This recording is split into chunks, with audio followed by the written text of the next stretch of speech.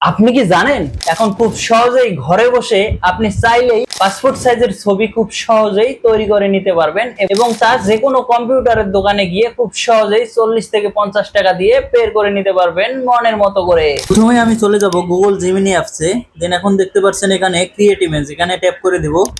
দেন এখানে আবার আমি প্লাস আইকনে একটা ট্যাপ করে দেব। তারপর আমি একটা ফটো সিলেক্ট করে নিলাম। এখন আমি একটা প্রম্পট লিখে দেব। তো আমার যেহেতু আগের থেকে লেখা আছে তো আমি এটা পেস্ট করে দিলাম।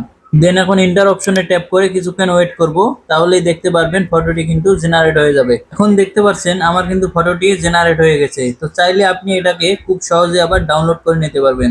তার আগে আরো কিছু টেকনিক দেখিয়ে দিচ্ছি। এখানে আপনি লেখাতে জাস্ট ট্যাপ করে দিবেন। ট্যাপ করে দেওয়ার পরে দেখতে পাচ্ছেন এডিট, এখানে ট্যাপ করে দিলেন। এখন জাস্ট ব্ল্যাক এর জায়গায় ব্লু লিখে দিবেন। ব্লু লিখে দেওয়ার পরে আবারও ইন্টার অপশনে গিয়ে ট্যাপ করে দিবেন। তো ইন্টার অপশনে আমি ট্যাপ করে দিলাম। দেন আবারও কিন্তু আমার একটি ফটো জেনারেট হচ্ছে। দেখুন একটু ওয়েট করার পরে আবারও কিন্তু একটা ফটো জেনারেট হয়ে গেছে, ব্লু কালার ব্লেজার পরানো। তো আপনি চাইলে ছবিটিকে জুম করে দেখতে পারবেন কতটা স্মুথ হয়েছে। এখন ছবিটাকে ডাউনলোড করার জন্য ডাউনলোড আইকনে ট্যাপ করে দিবেন জাস্ট, তাহলেই ডাউনলোড হয়ে গ্যালারিতে চলে যাবে। তো আবারও একটি প্রসেস দেখিয়ে দিচ্ছি আমি।